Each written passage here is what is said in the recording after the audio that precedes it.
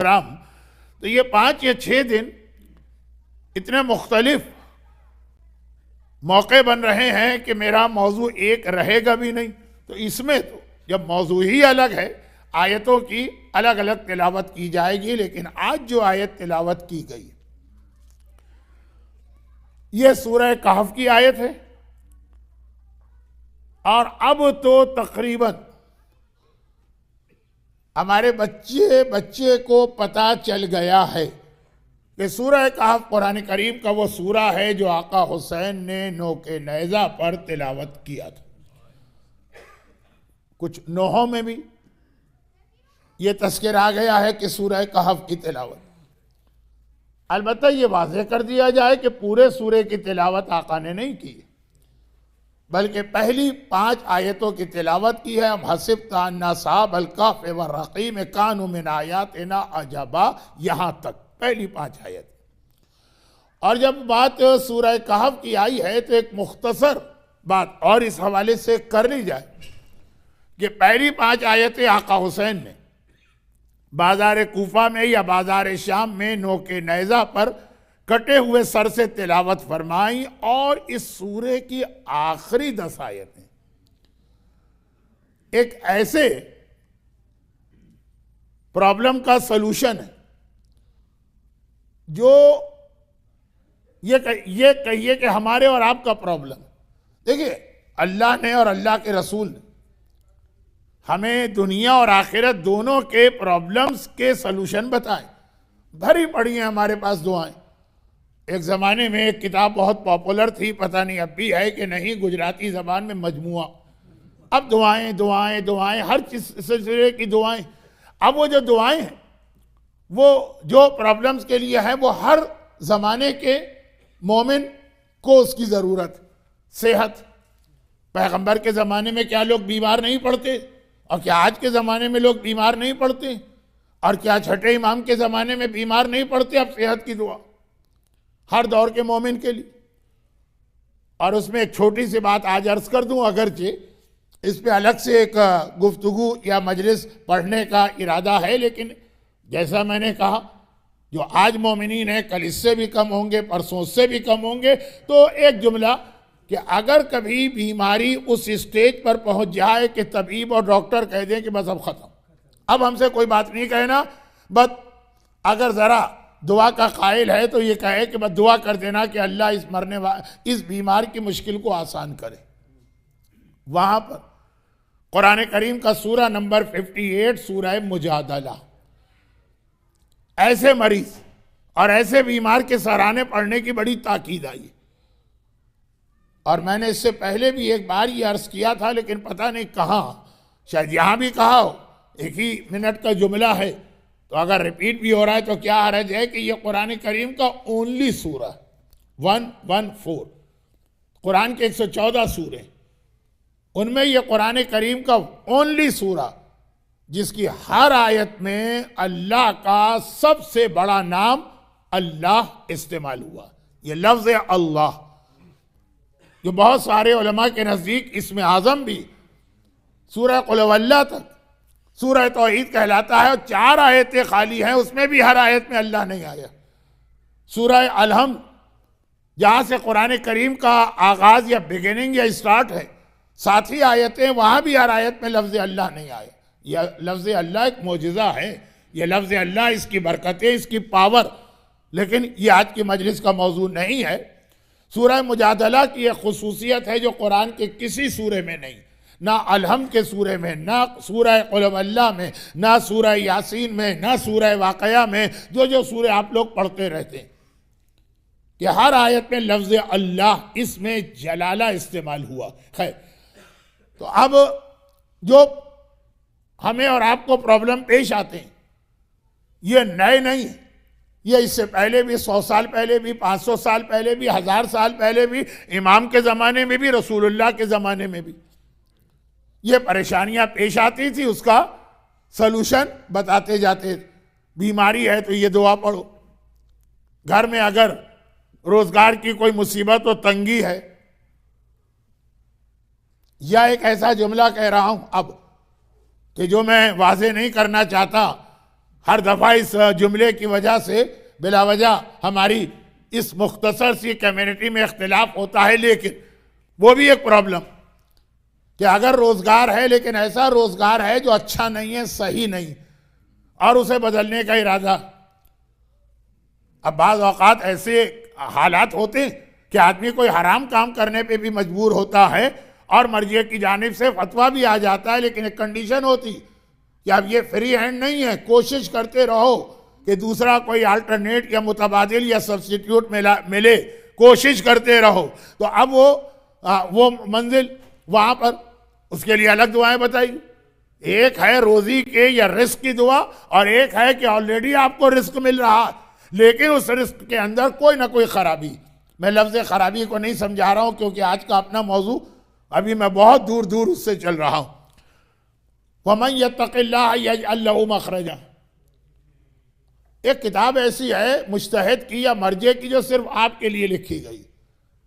ये बम्बई वालों के लिए नहीं है, ये अहमदाबाद वाले, क्या कौन सा ताजपुर, कौन सा इलाका, वहाँ वालों के लिए नहीं है, ये लखनऊ वालों के लिए नहीं है, ये कराची वालों के लिए नहीं है। पढ़ सब सकते हैं, काम हर एक का कोई ना कोई काम का मसला मिल जाएगा, लेकिन अव्वल से आखिर तक पूरी किताब आपके लिए, आपकी ख़वातीन के लिए है, आपके बच्चों के लिए, आपकी बच्चियों के लिए है। अल फ़िक़्हु लिल मुख्तरबीन, a code of practice for Muslims living in the west. अब उस किताब के अंदर एक नौजवान ने सवाल किया कि मैं बड़ी परेशानी के आलम में हूं और इस वक्त जो मुझे जॉब मिल रहा है उसमें मुझे शराब सर्व करना पड़ रही और इसके अलावा कोई और जॉब नहीं है। तो फतवे में मुज्तहिद यूजुअली यस या नो, मगर आप जाके देखिए, मैं ये चाहता भी हूं कि पब्लिक जाके रेफरेंस चेक किया करे, पढ़ने वाला सही पढ़ रहा है, गलत पढ़ रहा है। हमारी इग्नोरेंस से फायदा उठाकर बहुत सारी गलत सलत बातें मिंबर से भी आपको पहुंचा दी जाती। तो इसके जवाब आयतुल्लाह सीसानी ने यस या नो तो बाद में लिखा, पहले कुरान की यही आयत कोट की है, वमन यत्तक़िल्लाह यजअल लहू मखरजा, अल्लाह से डरो, तकवा इख्तियार करो, अल्लाह तुम्हारे लिए निकलने का रास्ता बना देगा। आज भी अरबी में एग्जिट जो होता है फ्रीवे से, आज भी अरबी में सऊदी अरब की सड़कें, दुबई की सड़कें, हर जगह मखरज लिखा होता है कि ये इस फ्रीवे से निकलने का रास्ता। वमन यत्तक़िल्लाह यजअल लहू मखरजा व यरज़ुक़हु मिन हैसु ला यहतसिब, और ऐसी जगह से रिस्क देगा तुमने सोचा भी नहीं होगा कि वहां से भी रिस्क मिल सकता। फतवा देने के साथ ये आयत भी कोट की। तो अब एक प्रॉब्लम, इसकी भी दुआएं। बेटियों की शादी नहीं होती, दुआएं। शादी हो गई लेकिन इंतहाई नामाकुल किस्म का शौहर मिला है, हर वक्त टेंशन और लड़की की जिंदगी जहन्नम है, दुआएं। औलाद नहीं होती है, दुआएं। बहुत ज्यादा औलाद होने लगी हैं, दुआएं। औलाद हो गई है लेकिन इंतहाई नालायक, नाकारा, दीन हक से हटी हुई गुमराह औलाद, दुआएं। अब ये सारे मसलों के लिए हमारे पास दुआएं। कोई दुआ काम नहीं आती जब तक कि आप खुद भी अपना एफर्ट ना करें, वो एक अलग टॉपिक है, इस मजमे को बताने की ज़रूरत नहीं है। उलमा ने पूरे पूरे अशरे यहाँ पे पढ़े, लेकिन जो बात मैं कह रहा था 1 मिनट की बात, उसको फैला के 10 मिनट हो गए, बहुत ज़्यादा मैंने फैला दिया कि अब ये जितने प्रॉब्लम्स हैं जिनकी दुआएं मजमुआ है, मफातिहुल जिना है, हर किताब में आपको मिलेंगी। ये दुआएं हर दौर के मुसलमान के लिए, क्योंकि ये प्रॉब्लम हर दौर में रहें, मोर और लेस, कभी ज़्यादा हो गया मसला, कभी कम, लेकिन रसूलुल्लाह से लेके 11वें इमाम से लेके गैबत कुबरा से लेके आज तक। मगर एक मसला ऐसा जो पहले वालों का नहीं था, वो ख़ास हमारा मसला, और शायद हमारा भी ना हो, हमारे बाद वालों का, लेकिन है बहरहाल हमारा। और उसका जो सोल्यूशन है, जो बेस्ट, वो सूरह काफ की आखिरी 10 आयतें। जितने और आपके जहन में आइए, सोचिए प्रॉब्लम क्या क्या प्रॉब्लम। मैं टाइम अगर वेस्ट करना चाहूं तो आधा घंटा सिर्फ एक लिस्ट बता सकता हूं, लेकिन ना मेरे पास टाइम है ना आपके पास टाइम है। एक प्रॉब्लम, उसका नाम है दज्जाल। दज्जाल खास आखिरी जमाने के मोमिनों के लिए, शैतान हर दौर के इंसानों के लिए, औज़ु बिल्लाहि मिनश शैतानिर रजीम, यह हर जमाने के इंसानों की दुआ। फस्तईज़ बिल्लाहि मिनश शैतान लेकिन दज्जाल हर जमाने के लिए नहीं। दज्जाल आखिरी जमाने के मोमिन का मसला है। तो हाउ टू सेव या प्रोटेक्ट अवर सेल्फ फ्रॉम दज्जाल, दज्जाल से बचने के लिए कौन सी दुआ? दवा भी करना है, वो कोशिश, वो एक अलग सब्जेक्ट है, उस पर मेरे बहुत सारे अशरे। लेकिन दुआ सूरह कहफ की आखिरी 10 आयतें हर शब जुमा पढ़ा करो, और इसके और बहुत सारे बेनिफिट है। तो ये सूरह कहफ अव्वल और आखिर स्टार्ट हो रहा है आका हुसैन के बाजार कूफा की तिलावत से, इख्तिताम हो रहा है इमाम ज़माना पर, यानी दज्जाल का मतलब इमाम। कितनी ऐसी रिवायतें, आज रात यौम सकीना की बिना पे मुझे ये बातें नहीं कहनी चाहिए थी, लेकिन बहरहाल ये मुझे पता है कि आज रात को जो मजमा मिल गया, ये कल आने वाले कल तो नहीं मिलेगा और परसों तो नहीं मिलेगा। तो इसलिए ये बातें जबान पे आ गई। वो ये कि दज्जाल से बचने के लिए, और दज्जाल का मतलब इमाम ज़माना। और अब मैं आपको कई रिवायतें वसाइल शिया जैसी किताब से सुना सकता हूं। ये वो किताब है कि हर मर्जी के सराहने होती है, फतवे इसी किताब को देख के दिए जाते हैं, हदीस की किताब, जहां पे पैगंबर ने आखिरी जमाने की कुछ ऐसी निशानियां बताई जो दिल में खौफ पैदा करती है। फेयर दिल में आता है, आदमी का जिस्म कांपने लगता है, ये खराबी होगी। मसलन वक्त नहीं है और फिर भी मैं बहका जा रहा हूं, मसलन बहुत ज्यादा कत्लो गारत गरी होगी, शियों का खून बहेगा। मैं बहुत शॉर्ट कर रहा हूं, बहुत शॉर्ट कर रहा हूं। कई ऐसे निशान, कई और science of ज़ुहूर।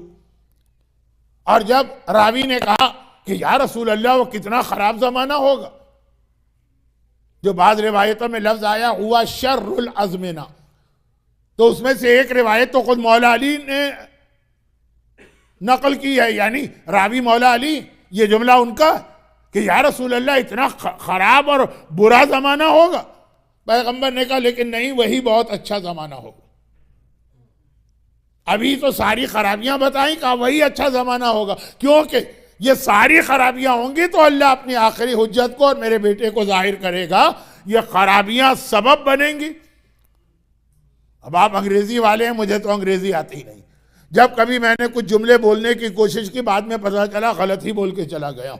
Blessing in disguise, ऐसा कोई अंग्रेजी का मुहावरा है ना, कि वही सारी खराबियां कि सुनने वाला रावी परेशान है, डर रहा है, खौफ है उसके दिल में, और पैगंबर कह रहे लेकिन इसलिए बहुत अच्छा है कि फिर उसी में तो मेरा बेटा आएगा। दज्जाल जहां हमको डरा देता है, वहां ये एक पैगाम भी देता है, होप उम्मीद कि अब इमाम आने वाले हैं। मगर ये तो सूरह कहफ का थोड़ा सा मैंने तस्किरा इसलिए किया कि इस सूरे के दरमियान पहली आयत, आखिरी आयत, अब इसके बीच में बहुत सारे अहम मैसेजेस कुरान ने दिए, बहुत सारे। मरजइयत के हवाले से हमारे यहाँ जो एक एंटी मरजइयत मूवमेंट चल रहा, उसका भी जवाब इसके अंदर है। तो बहुत सारी बातें हैं। माह रमजान में मैं 30 दिन सूरह कहफ की तफसीर करता हूं। सॉरी, आजकल तो लोग रमजान 30 दिन का होने ही नहीं देते। आफ्टर 29 डेज कहीं ना कहीं से चांद खींच के निकाल लाते हैं, तो बल्कि 28 में ही चांद आ जाता है। लेकिन खैर पूरा महीना यह हजरत आयशा का जुमला था कि या रसूल अल्लाह आपने कसम तो 1 महीने की खाई थी, ये 29 डेज के बाद आपने अपनी कसम तोड़ दी। पैगंबर ने कहा महीना कभी 29 का भी होता है। बड़ा दिलचस्प वाकया है, लेकिन आज नहीं। तो आज तो बात यह कि बहुत सारे अहम मैसेज हैं, उनमें से एक मैसेज ये, और अब वो उसका तर्जमा, अल माल वल बनूना ज़ीनतुल हयातिद दुनिया।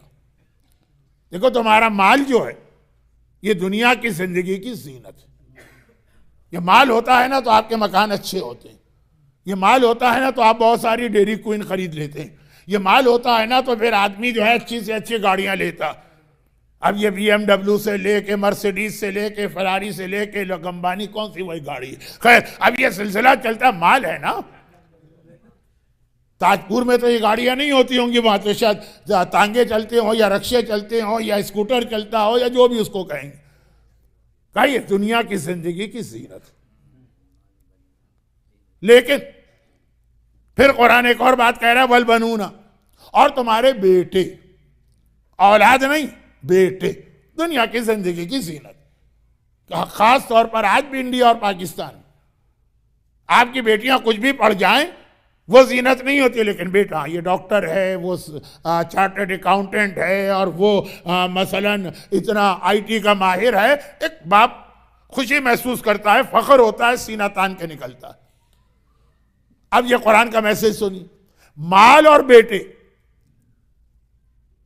ये तुम्हारी दुनिया की जिंदगी की जीनत, मगर आखिरत, अब जो कुरान कह रहा है hidden under the line messages समझते जाइए। अब कुरान कहता है वल बाक़ियातुस सालिहात, लेकिन एक चीज है बाक़ियातुस सालिहात, खैर व इंदा रब्बिका सवाबा, अल्लाह के यहां सवाब भी उसका ज्यादा है, माल का नहीं। माल भी अगर सही तरीके से कमा के अच्छी जगह खर्च किया जाए सवाब है, लेकिन खैर, खैर सुपरलेटिव डिग्री है, सबसे अच्छी चीज वो बाक़ियातुस सालिहात। और बेटे अगर सही मानों में बेटों की तरबियत किया और उनको दीनदार बनाया, ये सवाब दिलवाएंगे। लेकिन कुरान कहता है कि सबसे ज्यादा सवाब, खैर सुपरलेटिव, खैर के माने गुड नहीं है, खैर के माने बेस्ट, वो है बाक़ियातुस सालिहात। वह खैर व अमला, और बेहतरीन उम्मीद अगर किसी चीज से, वो बाक़ियातुस सालिहात से। मुझे याद पड़ रहा है कि ये थोड़ा सा मारूजा मैं इससे पहले इस मिंबर पे 2-3 साल पहले अर्ज कर चुका हूं। अब सवाल ये पैदा होता है वो बाक़ियातुस सालिहात क्या चीज है? दुनिया की जिंदगी जो है वो तो कुरान ने बिल्कुल क्लियरली मेंशन किया, माल और बेटे। तफासिर में इसके कई माने दिए गए हैं, लेकिन अगर आयत के स्टाइल से ही देखें तो अंदाजा हो जाता है कि बाक़ियातुस सालिहात क्या है। कहा बेटे दुनिया की जिंदगी की जीनत है, आखिरत के लिए कोई और चीज। तो अब बेटों के सामने कौन सा लफ्ज आता है? बेटों के सामने बेटियां आता है। यही वजह है कि सादिक़ आले मोहम्मद इमाम जाफ़र सादिक़ अलैहिस्सलातु वस्सलाम इस आयत की तफसीर में फरमा रहे हैं कि इससे मुराद तुम्हारी बेटियां। तो अब ये बेटे और बेटियां, कहा बेटा दुनिया की जिंदगी की जीनत है, ना आखिरत में सवाब दिलवा सकेगा ना उससे कोई उम्मीद करना। और बेटियां वो हैं जो सवाब भी दिलवाती हैं और उम्मीद भी। सवाब के लिए तो आप रिवायत सुनते रहते हैं कि कभी पैगंबर ने फरमाया जिसने 4 बेटियों की किफालत की वो जन्नत में मेरे साथ इस तरह होगा का हाथैन। अब वो रिवायतें नहीं पढ़ रहा। और कभी ये जुमला आया कि बेटे तुम्हारे पास अल्लाह की नेमत है और बेटियां अल्लाह की रहमत है। और फर्क यह है कि वलतुसअलुन यौमइज़िन अनिन नईम, नेमतों के बारे में क़यामत में सवाल होगा, रहमत के बारे में कभी सवाल नहीं होता। बेटों के बारे में सवाल का जवाब देते देते पता नहीं कितना टाइम गुजर जाए क़यामत में।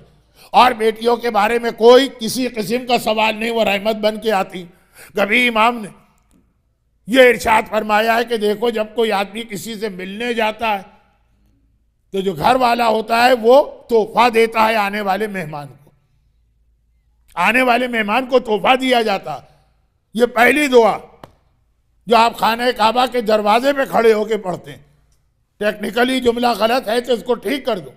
जो आप मस्जिदुल हराम में दाखिल होने, अब करबला तो हर आदमी आजकल जा रहा, एक बार क्या 10-10 दफा 15-15 दफा आप होके आए तो आपको मालूम हो गया कि मासूम के हरम में इस तरह मुंह उठा के नहीं जाते। पहले मेन गेट से बाहर खड़े होकर इज़्ने दुखूल, एंट्री की परमिशन लेते हैं। जब परमिशन मिलती है तो आप एंटर होते हैं। ये इजाजत जो ली जाती है ये हर मासूम के रोजे पर।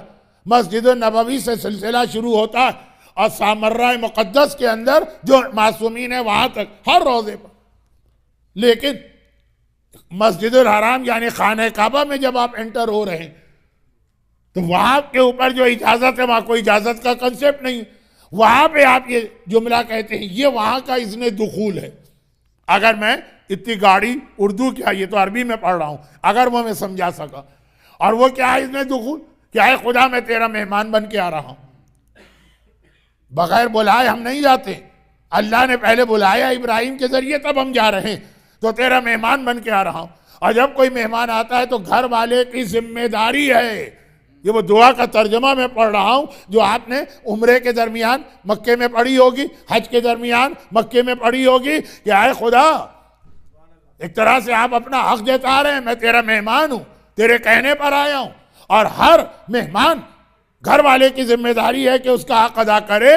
तो मैं सबसे पहले तुझसे मसलन ये और ये और ये मांगता हूं, वो जुमले। अब वहां पे जो सबसे पहले चीज मांगी जा रही है वो रहमत ही है, लेकिन बात जो कह रहा था कि मासूम फरमा रहे हैं कि जब अल्लाह से आपने ये कहा, अल्लाह के घर मेहमान बन के गए, तो आपने कहा घर वाला, मेजबान, होस्ट गिफ्ट देता है आने वाले मेहमान को। एक तरीका है इस्लाम का, एक सुन्नत है इस्लाम की। उसी हवाले से मासूम फरमा रहे हैं कि अब अगर कायनात का सबसे अच्छा होस्ट हो और कायनात का सबसे अच्छा गेस्ट हो, जिसके पास आप जाएंगे, आपका जो स्टेटस है, जो सामने वाले का स्टेटस है, दोनों अपने स्टेटस को देखकर एक्सचेंज ऑफ गिफ्ट करेंगे। मसलन आपके यहां बिल्कुल एक अजनबी और फकीर आ गया, उसको भी आप गिफ्ट देंगे, और अगर आपका अपना बेटा आपसे मिलने के लिए आ गया, उसको भी आप गिफ्ट देंगे। दोनों के गिफ्ट में फर्क होना चाहिए। और अगर आपके वालिदैन आपके घर कुछ अरसे रहने के लिए आ गए, आप उनको भी कुछ गिफ्ट देंगे, मगर वो तो वैसा तो नहीं देंगे ना जितना एक आम मोमिन को देंगे, फर्क होता। तो अब बेस्ट के पास जा रहा तो मिलेगा भी उसे बेस्ट गिफ्ट। अल्लाह की बारगाह में रसूल मेहमान बन के जा रहे हैं, जिसको हम मेराज कहते हैं। मेराज का सफर वो सफर है जो पैगंबर ने खुद से नहीं किया, अल्लाह ने बाकायदा पैगंबर को दावत दे के बुलवाया। और दावत देने के भी दो तरीके हैं। इस मेराज को अगर मैं आगे बढ़ाऊं तो आज की मजलिस का वक्त रह जाएगा, इंशाल्लाह कल और परसों थोड़ा सा इसका तस्करा किसी और कॉन्टेक्स्ट में होगा, लेकिन इतनी सी बात सुन लीजिए कि खाली एक तो होता है कि आप किसी को दावत दे दो, भाई कल मेरे घर में एक फंक्शन है, आ जाना, ये भी आपने दावत दी, इनवाइट किया। और एक जिसका आपको बहुत ज्यादा ख्याल है, हमारे साथ ये होता है। ऐसे लोग हैं जो हमारा ख्याल करते हैं, सब नहीं है कि जो कब्र के सांपों बिच्छू से डर के हमारा चेहरा भी देखने को तैयार नहीं है। वो क्या करते हैं, मौलाना कल हमारे यहाँ फंक्शन, खाली अपना पर्सनल नहीं, 22 रजब की नियाज है मसला, या मजलिस है, मजलिस तो इमाम की है, लेकिन नहीं, मेक श्योर करने के लिए कहते हैं कि मौलाना आपको कल आना है और हम सवारी भिजवाएंगे, हमारी तरफ से सवारी आएगी, पिक का इंतजाम करेंगे, आप आ जाइएगा।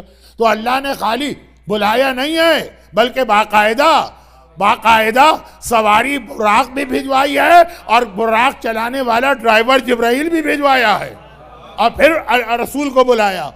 तो पैगंबर का स्टेटस वाज़ेह हो रहा है कि खाली दावत नहीं दी, इनविटेशन नहीं है, साथ में सवारी भी भिजवाई गई है। ये तो कोई VIP मेहमान होता, उसके लिए इंतजाम किया जाता है। तो अब कायनात का बेस्ट होस्ट तो अल्लाह, तो कहने की जरूरत नहीं, और कायनात का बेस्ट गेस्ट रसूलुल्लाह सबसे अफजल है कायनात में। ये रबीउल अव्वल का महीना पैगंबर की विलादत का महीना, रबीउल अव्वल का महीना पैगंबर की हिजरत का महीना। खैर, अब पहुंचे वहां पे, और जब वहां से वापस आए तो लोगों ने सवाल किया, बात की चीज है, क्या तोहफा मिला? बदन फातिमा को, फातिमा के बदन को सूंघते जाते हैं, कहते जाते हैं हाज़े ही हिबतो या नहलतो या हदियतुल मेराज, मेराज की रात परवरदिगार आलम ने मुझे ये तोहफा अता किया। बेस्ट के पास बेस्ट गया तो तोहफा भी उसे बेस्ट मिलेगा। यही इमाम का आखिरी जुमला था कि याद रखो, अगर बेटी से बेहतर कोई चीज होती तो अल्लाह वो अपने हबीब को अता करता। कायनात की सबसे बेहतरीन चीज का नाम है बेटी।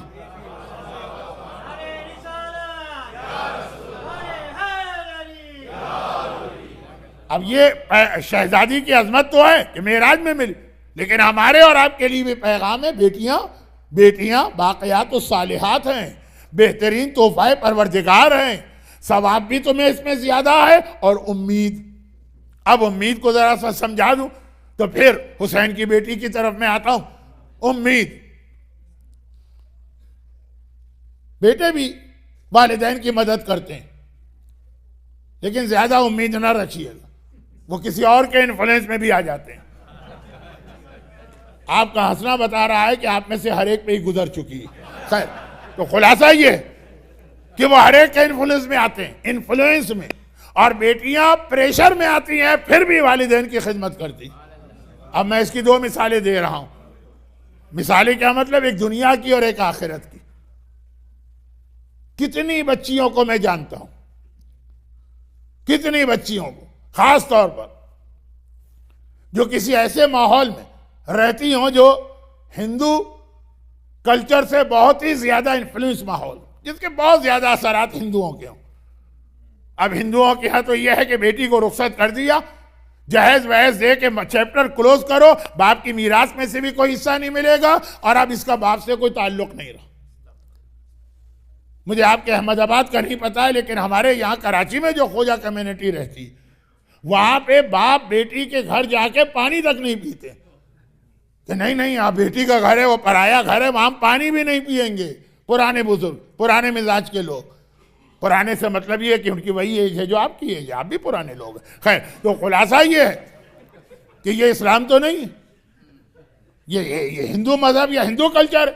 जब बेटी को रुखसत कर दिया, जहेज का मतलब ही यह है कि बाद में कुछ नहीं देना मीरास में, घर में जाके पानी भी नहीं पीना। तो अब जो जहां पे हम मोमिन हैं, अहले बैत के शरीयत को मानने वाले, दीन इस्लाम पे अमल करने वाले, लेकिन वो जहां पे वो पुराने ख्याल होते हैं, वहां अब तक ये मसला कि लड़की गई शादी हो के शौहर के घर में, अब तो ससुराल का प्रेशर होता है कि ज्यादा मैके की केयर न करना, अब तुम्हारा उनसे कोई ताल्लुक नहीं है।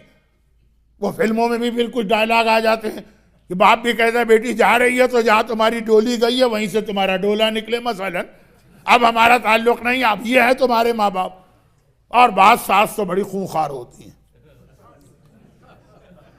वाकई बड़ी खूंखार होती हैं। सांस ये लफ्ज जो है मैंने इस्तेमाल किया, मुझे नहीं पता कि खूंखार को आपकी भाषा में क्या कहते हैं, लेकिन ये जो कहा जाता है कि मदर इन लॉ, इसके अल्फाज को अगर आप तरतीब दें तो वीमेन हिटलर बनेगा ना, यही तो अल्फाज को अगर आप रीअरेंज करें तो वाकई वो हिटलर ही लगती हैं। अब वहां पे प्रेशर है, लेकिन मैं जानता हूं, मेरे पास केस आते हैं, आपकी कम्युनिटी जहां तक मेरी मालूमात है अभी तक इससे महफूज है, लेकिन सिर्फ आपकी नॉर्थ अमेरिका में कितनी जगह प्रॉब्लम, लड़कियों पे जुल्म हो रहा है उनके शौहर की तरफ से, लड़कियों पे जुल्म हो रहा है उनके सास की तरफ से कि खबरदार और मैके वैके का ख्याल न करना। वो सारा जुल्म और प्रेशर बर्दाश्त करके जहां मौका मिलता है माँ की खिदमत, बाप की खिदमत, मैके का ख्याल करती हैं। अब मैं तफसील में नहीं जा रहा क्योंकि एक आध जुमला पहले आ चुका। और वो बेटा जिसकी पहली जिम्मेदारी है बूढ़े माँ बाप का ख्याल करना, वो किसी और के इन्फ्लुएंस में आके भूल गया। वो लड़की जिसकी एक तरह से इतनी जिम्मेदारी नहीं है, प्रेशर में आने के बाद भी, कई जगह तो टॉर्चर बर्दाश्त करने के बाद भी बाप और माँ से कुछ इतना अटैचमेंट और मोहब्बत है कि वो खिदमत में खिदमत की जा रही है। दुनिया की बात है। और आखिरत की बात आप हजरात के इल्म में यह है कि मैं मजलिस सवाब के लिए पढ़ता हूं, लेकिन ज्यादा मेरा जो शौक है वो है क्वेश्चन एंड आंसर सेशन, उसमें मैं ज्यादा इन्वॉल्व हो जाता हूं। तो अगर आप कभी किसी भी इमाम बारगे की वो यूट्यूब पर वीडियो देखे जहां मजलिस भी और वहीं पे क्वेश्चन आंसर भी हो, बिल्कुल आपको फर्क लगेगा। तो दो मुख्तलिफ अंदाज से बात की जा रही है। तो क्वेश्चन आंसर सेशन में ये सवाल बहुत आता है। लड़कियां पूछती कि हमारे बाप का इंतकाल हो गया तो बाप की कज़ा नमाज तो बड़े बेटे पर वाजिब है, नहीं पढ़ रहा हमारा भाई, वो अपनी नमाज पढ़ ले तो बड़ी बात है, वो बाप की नमाज नहीं पढ़ता, हम पढ़ सकते हैं। जिस पर वाजिब नहीं है भाई, हम तो बहुत खुश होते हैं ना जिस दिन हमें पता चले फलां चीज हम पे वाजिब नहीं रही, खुश होता है आदमी। अरे वाजिब को तो छोड़ें, वाजिब अगर छोटा हो जाए, मसलन 4 रकत नमाज है का ट्रेवलिंग में जाओगे 2 रकत रह जाएगी, खुशी हो जाती है, नमाज आधी हो गई है, कंसेशन मिल गया, कम नमाज पढ़ना पड़ेगी। और जहां माफी होती चली जाती है किसी वाजिब की, और वहां पर उन पर वाजिब नहीं है, वो तड़पी जा रही हैं कि हमें बाप की नमाज पढ़ना। और अगर बाप का ना सही तो सवाल करते हैं कि बाप की नमाज तो मेरा भाई अगर पढ़ ले तो माँ की नमाजें कौन पढ़ेगा, मैं पढ़ना चाहती हूं। जिस पर वाजिब है वो तवज्जो नहीं दे रहा, जिस पर वाजिब नहीं है वो खुशी के साथ आके पूछ रही है कि क्या मैं पढ़ सकती। जवाब तो दे दिया जाता है कि जी, किसी भी मरने वाले की कज़ा नमाज और रोज़ा दुनिया का कोई भी मोमिन कर सकता है, कोई रिलेशन हो कि रिलेशन न हो, कोई इस शरीयत की तरफ से हिदायत आई हो कि ना आई हो, हत्ता ये कि वो मर्द है तो आप औरत, इजाज़त है, वो औरत है और आप मर्द तो आपको इजाज़त है, वारिसों से पूछने की ज़रूरत भी नहीं, मगर वाजिब सिर्फ बड़े बेटे पर। क्या मतलब?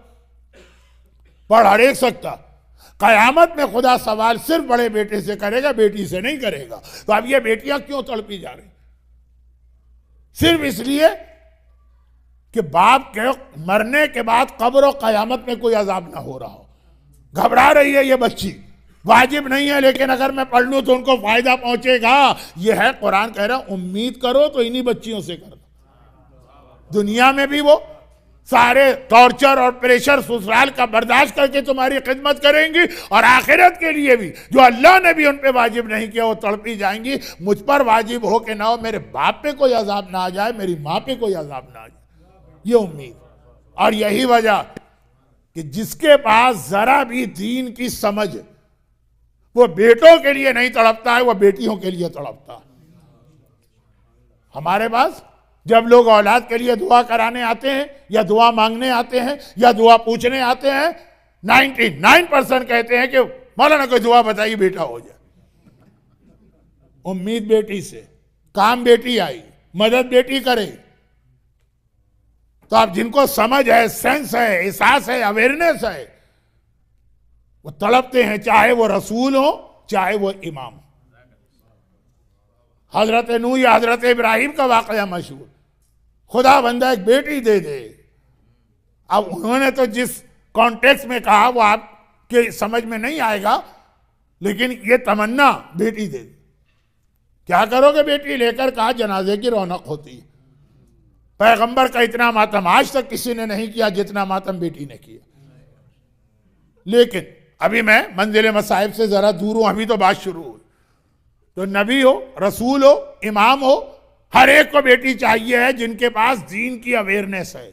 ये हमारे काम आने वाली, इससे हमें सवाब भी मिलेगा, इससे हमें बरकतें भी मिलेंगी, इससे हमें कब्र के अंदर आसानी भी मिलेगी। बेटियां हर एक को चाहिए।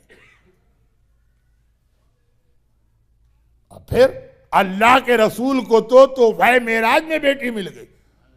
मौला ने दुआएं कर कर के ज़ैनब को मांगा, हुसैन ने दुआएं कर कर के सकीना को लिया।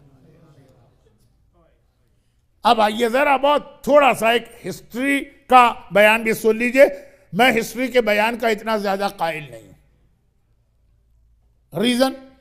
रीजन यह है कि हिस्ट्री और स्पेशली अहले बैत के लेडीज की हिस्ट्री, उसको समझना बहुत मुश्किल है।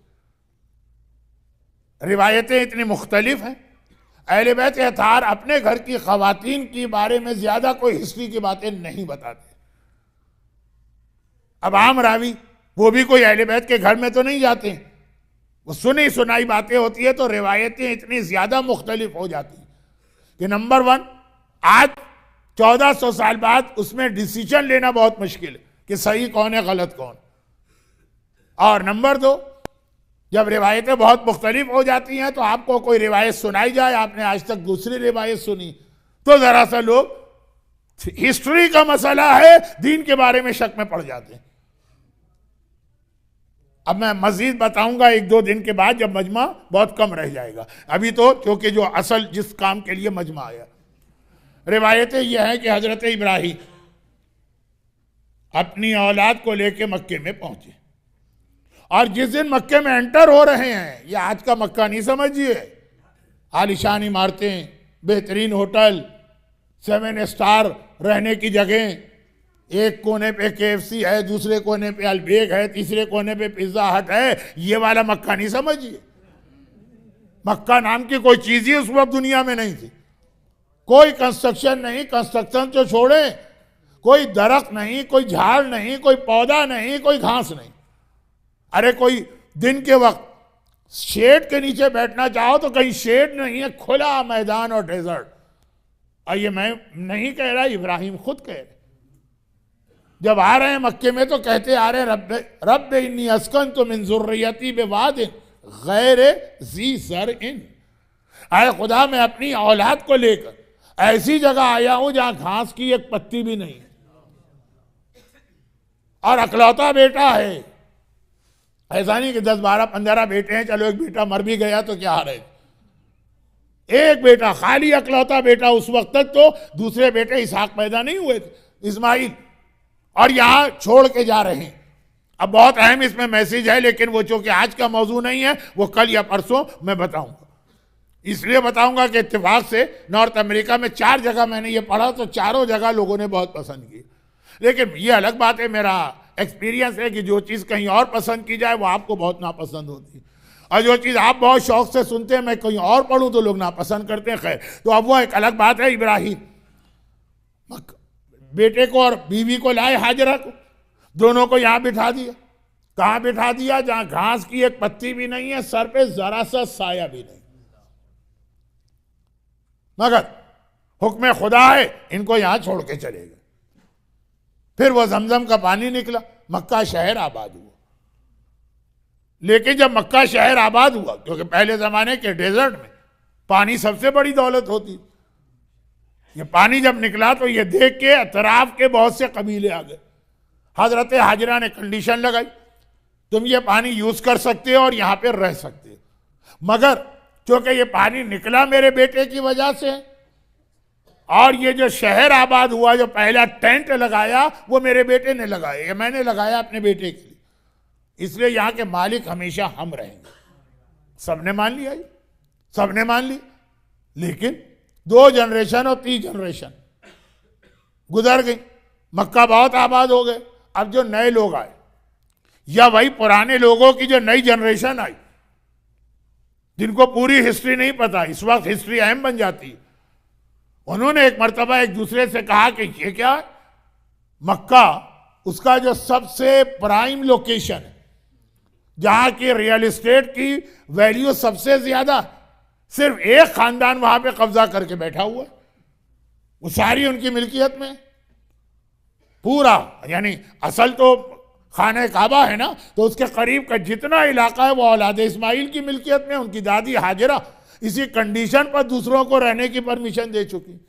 अब तो भूल भाल गए, 3 जनरेशन हो गई, भूल गए या पता ही नहीं उनको। भूल का मतलब है कि था भूल, मालूम था और बाद में याद ना रहा, लेकिन नए बच्चों को मालूम ही नहीं। चुनाचे अब ऑब्जेक्शन होने लगे, सबको बराबर का शेयर मिलना चाहिए, जमजम सबके लिए बराबर होना चाहिए, प्रॉपर्टी सब में बराबर तकसीम होना चाहिए। औलाद इस्माइल से कहा, उन्होंने मना कर दी। हमारी दादी ने और हमारे दादा ने, यानी हाजरा और इस्माइल, ये शर्त, ये कंडीशन लगा कर थी तो तुम्हारे बुजुर्गों को यहां इजाजत दी। अब जब आदमी के पास आर्गुमेंट ना हो तो वो लड़ने पे आ जाता है, ताकत होती है, चीखना आता है, हाथ चलाना आता है, माइट इज राइट, जिसकी लाठी उसकी भैंस। अब जब उनके पास कोई दलील नहीं थी, लेकिन मेजोरिटी तो उनकी थी, कबीले आते गए, पुराने लोग यानी इस्माइल और हाजरा रेड इंडियन बन के रह गए। अब ये जो इतने सारे आए, इन्होंने एक मरतबा अटैक करके इस्माइल की 3rd या 4th जनरेशन को मक्के से निकाल दी। और जब जुल्म होता है किसी कौम के ऊपर तो वो ऑर्गेनाइज तरीके से नहीं भागते हैं, जिसको जहां जगह मिली वो वहां चला गया, फैल गए ये लोग पूरे अरब। फिर एक शख्सियत पैदा हुई इसी खानदान की, जिनका लक़ब है कुरैश। कुरैश नाम नहीं है, कुरैश उनका टाइटल है। अब ये कौन शख्सियत थी, इस तफसील में नहीं जा रहा हूं, जनाब सकीना का बयान बाकी। कुरैश क़रशा से निकला है, जिसके माने हैं कुछ स्कैटर्ड चीजें जो है ना उसको जमा किया जाए। जो चीजों को जमा करता है, बिखरी हुई चीजों को, उसको कहते हैं कुरैश। इसने जमा किया इन चीजों को। अब जैसे मर्द हजरात या खवातीन कभी अज़ाखाने में अगर खाने वगैरह की इजाजत दी जाए, किस तरह से कचरा जो है वो स्कैटर्ड होगा, कहीं 2 गिलास पड़े हुए, कहीं 4 कप पड़े हुए, कहीं पे यूज 3-4 प्लेटें पड़ी है, कहीं पे 1 चमचा पड़ा है, कहीं पे कांटा पड़ा है, कहीं पे नैपकिन पड़े हुए। कोई खड़ा होगा सवाब के लिए, जमा करेगा। बहरहाल कुरैश को फिर कुरैश इसलिए कहते हैं कि बड़ी सेंसेबल पर्सनैलिटी थी। उन्होंने अपने पूरे खानदान को ट्रेस किया, कहाँ कहाँ चले गए, और उन सब को लेके आए, जमा किया, एक ताकत बनाई, मक्के पे कब्जा कर दिया। ये हमारा हक है, हमको मिल गया। मक्के वालों की पुरानी आदत है। इसका मतलब है कि जनरेशन से चला आ रहा कि जिसका हक होता है, जब ताकत आती है तो जो असल मालिक व वारिस है उसी को निकाल बाहर करते हैं।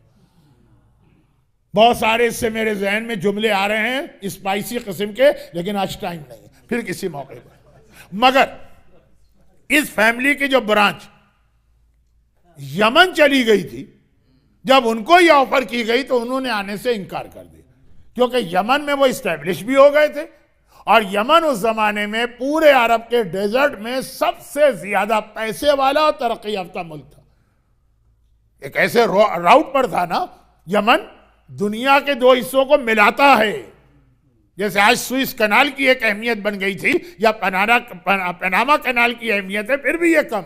यमन ईस्ट और वेस्ट को मिलाता है। इंडिया और चीन और जापान को यूरोप से मिलाने का रास्ता यमन है। बाई शिप सारा कार्गो यमन में आता है, यमन से बाई रोड फिर सीरिया होता हुआ। तो बहुत पैसा था और बहुत तरक्की भी बहुत ज्यादा थी, बहुत बड़ी सिविलाइजेशन थी। हजरत सुलेमान नबी की शादी किससे हुई थी? यमन की मलका से हुई थी, मलका सबा बिल्किस। और वो इतनी बड़ी उस वक्त उनकी हुकूमत थी जनाब बिल्किस की कि वो जो हुदहुद था, जो देख कर गया था, वो हैरान होकर गया था।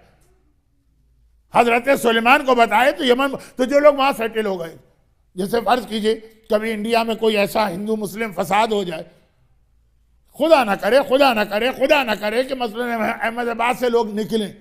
अहमदाबाद अभी अहमदाबाद है कि नाम चेंज हो गया, कुछ सुनने में तो आ रहा था। खैर खैर अभी तक वही है, चले गनीमत है। तो अब यह है कि स्कैटर्ड हो गए। अब कोई आदमी आबाद में आए, कहे पूरी कम्युनिटी को खुदा का या मोमिन कम्युनिटी को जमा करना। जो अमेरिका में आ जाएंगे वो कहेंगे हम क्यों आए वापस, हम तो यहाँ अटलांटा के अंदर इतनी सारी डेयरी क्वीन खोल के बैठे हैं, हम क्यों मिर्जापुर या ताजपुर के अंदर जाएं। यानी ये नेचुरल चीज है। आपकी मिसाल आपकी तौहीन के लिए नहीं दे रहा हूं। हमारे यहाँ कराची में भी जो फसादात हुए और कितना कत्ले आम हुआ, कराची तो मशहूर हो गया था, सेकंड बैरूत। अब उस वक्त जो लोग निकले हालात की वजह से, उसमें कुछ अफ्रीका गए, हालात ठीक हुए वो वापस आ रहे हैं, गल्फ गए हालात ठीक हुए वापस आ रहे हैं, पाकिस्तान ही के दूसरे शहरों में गए हालात ठीक हुए आ रहे हैं, लेकिन जिनको यहाँ पे स्टेटस मिल गया वो वापस नहीं आ रहे। हम यहाँ सेट हो गए, यहाँ की जिंदगी अच्छी है यहाँ पे। तो यमन वाला जो ब्रांच है उसने काम यही रहेंगे। अब पूरा खानदान हजरत इस्माइल का मक्के में आ गया सिवाय एक ब्रांच की। अच्छा, अब यमन में थी क्रिश्चियनिटी, जब वहां पे रहे कई जनरेशन गुजरी, और चूंकि उस वक्त तक इस्लाम नहीं आया था तो क्रिश्चियनिटी इज ट्रू रियल मजहब, तो वो सब लोग ईसाई हो गए। फिर ईसाइयों में एक तरीका होता है कि अगर किसी को इबादत का बहुत शौक है तो वो दुनिया को छोड़ के जंगल में जाके चर्च बना के रहता है, उसको राहिब कहते हैं। सिर्फ उसको नमाज और रोजा है और कुछ नहीं चाहिए। तो जो राहिब जब बन जाता है तो उसका अपना जितना भी कैश और एसेट्स है वो उसकी फैमिली में चले जाते हैं, जिंदगी में ही चला, उसका अब कोई ताल्लुक नहीं। अब ये लोग पहले ईसाई बने, ये पहला मरहला था, सही मजहब था, सही थे, जन्नती थे। और फिर इसके बाद जब ज्यादा रिलीजन इनमें आ गया तो अब ये लोग राहिब बनने लगे। यमन में पैसा ही पैसा है, क्योंकि ऐसे ट्रेड रूट पर है, चीन और इंडिया और जापान को मिलाता है यूरोप से, तो तिजारत सारी वहां से होती। जो बिजनेस मैन है वो पैसों में खेलता। राहिब बने, उसकी जायदाद उसके खानदान में आ गई दूसरे लोगों, और फिर ये सिलसिला बढ़ने लगा। जिन्हें इसका मजा आ जाए ना नमाज और रोजे का, फिर उनका दुनिया में दिल नहीं लगता। यहां तक के इस फैमिली के 100 आदमी राहिब बन गए, सबकी दौलत। फैमिली ही नहीं रही, पहले तकसीम होती थी, अब किसमें तकसीम हो। एक ही आदमी आखिर में बचा था, खुवैल, ये सारी दौलत उनके पास आ गई।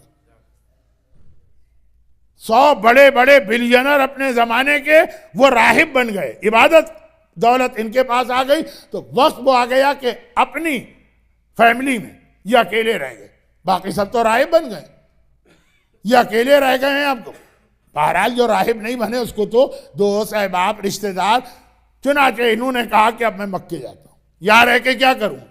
इमीडिएट फैमिली जो है वो सारी की सारी इबादत की तरफ चली गई। ये सारी दौलत लेके मक्के में आए। मक्के में आने के बाद इनके यहाँ एक बेटी पैदा हुई, पहली बेटी जिसका बयान आज की मजलिस में आ रहा। और बाद उलमा कहते हैं कि नहीं, यमन में ही बेटी हो गई, बल्कि उसी की वजह से परेशान होकर मक्के में आए। देखिए ये प्रॉब्लम आपका होगा, आपका अगर नहीं है तो नॉर्थ अमेरिका में हर जगह। और वो ये है कि बेटियां पैदा हुई, अब शादी का मसला, पूरी फैमिली जो इमीडिएट फैमिली वो सारी राहिब बन चुकी है, बेटी पैदा हो गई है, जवान होगी तो इसकी शादी करना। इंडिया और पाकिस्तान में तो आज भी ये तरीका है, बेटी पैदा हुई शादी 20 साल बाद है। अक्लमंद वालिदैन अभी से उसके नाम पे या कोई इन्वेस्टमेंट करते हैं या कपड़े या जेवर या सामान जमा करना शुरू कर देते। बाप ने देखा कि अब बेटी हो गई, अब मैं यहाँ रहा हूं तो कोई रिश्ता मिलेगा ही नहीं, तो सारा के सारा खानदान हाथ से निकल चुका है, वो राहिब बन गए। राहिब तो शादी भी नहीं करते हैं, तो अब आगे उनकी नस्लें भी खत्म। अब याद आया कि मक्के में तो असल हमारा रियल खानदान इस्माइल वाले वो सब वहां, तो बेटी की फ्यूचर और शादी के लिए वो मक्के की तरफ मुंतकिल हुई। खुवैल अपनी ये सारी दौलत और बेटी को लेके आया, उसी बेटी का नाम खदीजा, खदीजा बिनते खुवैल। जब खुवैल का इंतकाल हो गया तो इस सारी जायदाद जनाब खदीजा के हाथ में आ गई, और वो उस जमाने में पूरे मक्के की सबसे मालदार औरत इसलिए बन गई कि गोया 100 या मोर देन 100 मिलियनर और बिलियनर की जायदाद उनके हाथ में आई, और शरई तरीके से। फिर तो उनके हालात आप सुनते रहते हैं। ये पहली बेटी थी जो इस खानदान जो तस्करा आज होना है उसके हवाले से हमारे सामने आई। बट औलाद इस्माइल की जो ब्रांच यमन गई, अब वो बहुत कई सेंचुरीज गुजर गए तो वो भी कई ब्रांचेस में तकसीम हो गए। ये तो खुवैल्द आ गए, लेकिन स्टिल कुछ लोग अभी वहां मौजूद, और उनमें से एक आदमी अपने कबीले का सरदार बना जिसका नाम था इमरुल कैस। ये इमरुल कैस नाम का अरब में एक शायर भी है, वो बिल्कुल अलग चीज। ये अपने कबीले का सरदार बना, औलाद इस्माइल में है, ईसाइयत पर है। अब यहां पे रिवायतों में इख्तिलाफ है, जिसकी वजह से मैं हिस्ट्री की डिटेल में नहीं जाना चाहता, एक खाली वर्जन पढ़ रहा हूं। और वो ये है कि अब इसके यहां ये प्रॉब्लम हुआ कि 3 बेटियां हो गई। चौथे इमाम की हदीस है कि 4 चीजें गैरतमंद आदमी को रात को सोने भी नहीं देती। उनमें से एक है बिनतन, अगर बेटी हो भलो काना मरियमा, चाहे मरियम जैसे स्टेटस की क्यों ना हो, परेशानी होती है और बाप और मां को। जब शहजादी शादी के काबिल हुई, रसूलुल्लाह की परेशानी पता है ना आपको, किससे शादी की जाए, मैच कौन होगा, फातिमा को। जब मेरे मौला की बेटी ज़ैनब जवान हुई, मौला की परेशानी देखी। ये चीजें चूंकि मैं इस मिंबर पे पढ़ चुका हूं, ये तो मुझे अच्छी तरह याद। मौला परेशान हुई, मौला कायनात का मुश्किल कुशा, हर एक की परेशानी दूर करने वाला, मगर जाहिरी एतबार से ही बताने के लिए कि बेटियां जब शादी के काबिल होती हैं तो सही मैच ढूंढना बाप की जिम्मेदारी भी है और बाप के लिए प्रॉब्लम भी है। वो आम हमारे और आपके घर की बेटी नहीं है, ज़ैनब है ज़ैनब, फातिमा है फातिमा, वो मसला था। लेकिन अभी हजरत इस्माइल की औलाद की एक ब्रांच स्टिल यमन में। खुवैल तो आ गए क्योंकि उनका जितना कुटुंब या खानदान था वो सब राहिब बन गए। ये अपने कबीले में है, इसका कबीला राहिब नहीं बना। 3 बेटियां इसको मिल गई, महया, सलमा, सलामा। अय्याम अज़ा के पहले अशरे में जनाब कासिम के हालात में मैंने एक हल्का सा इशारा किया था। चले खैर, बेटी फिर एकदम से अचानक बीवी का इंतकाल हो गया। बेटियों की शादी में ज्यादातर औरतों का रोल होता है, वही जाके बेटों की शादी में भी होता है, वही जाके बहू का इंतखाब करती और अपने हिसाब से बेस्ट बहू लाती। चंदे आफ्ताब, चंदे महताब में बहुत जरा सी शकील यूपी की उर्दू बोल रहा, और ये कि माथा चांद और थोड़ी तारा और पता नहीं क्या क्या फजाइल होते हैं। शादी के 1 हफ्ते के बाद वही चुड़ैल और भुतनी बन जाती है, लेकिन वो एक अलग स्टोरी, वो एक अलग स्टोरी। अब मां का इंतकाल हो गया तो 2 मसले हो गए। बेटियों की शादी तो करना है, जो काम औरतों के करने का जो वो इजीली कर सकती, औरतें ज्यादा मुनासिब होती हैं इसके लिए। आज भी आप देखिए, मेरे पास तो बाकायदा पूरी कैलकुलेशन है। इंटरनेट की जितनी भी वेबसाइट मैच मेकिंग के नाम से हैं, 90% में बाद में तलाक हुई और बहुत जल्दी। बहुत जल्दी। तो अब वो वालिदैन का तजुर्बा, खास तौर पे औरत, तो वो बीवी भी मर गई, और एक नहीं 3 बेटियां, 3 में एक छोटी है लेकिन 2 तो जवान है। और कबीले का सरदार है, तो इसे यहां पे अपनी बेटियों के लिए कोई मैच नहीं मिल रहा। उस वक्त दुनिया की सबसे बड़ी मुमलिकत थी इस्लामी हुकूमत, चुनाचे ये मदीने आ गया। एक चीज ये अपने पास लेकर आया कि मुझे किसी बहुत ही शरीफ आदमी से अपनी बेटियों की शादी करना, शराफत। अब ये क्यों ये दिल में ख्याल पैदा हुआ? वो हजरत इस्माइल की एक वसीयत थी औलाद के नाम, वो पढ़ने का वक्त नहीं, वरना जनाब सकीना के हालात रह जाएंगे। शरीफ मदीने आया, ये अपनी कौम का सरदार है, ईसाई कौम का, यमन। मदीने आया तो पहले ये सोचा कि शरीफ तो अपने स्टेटस का, यहाँ के सरदार को जाके देखो। अच्छा, हम लोग शरीफ किसे कहते हैं? हम लोग शरीफ कहते हैं जिसके पास पैसा हो। गरीब आदमी आ जाए दरवाजे से धुतकार के निकाल दिया जाता है। पैसे का नाम है शराफत। पैसा जो है, मौलाना मोहतरम बैठे हुए हैं, तो ये फारसी का शेर आपको सुनाएंगे कि जिसमें शायर कहता है कि ए दौलत ए जर, तू खुदा नहीं है लेकिन सत्तारुल उयूब है और काज़ियुल हाजात है। जिसके पास पैसे आ जाए उसके सारे ऐब छुप जाते हैं। जो अल्लाह की खासियत है वो ऐब का छुपाने वाला। पैसे आ जाए तो फिर देखिए,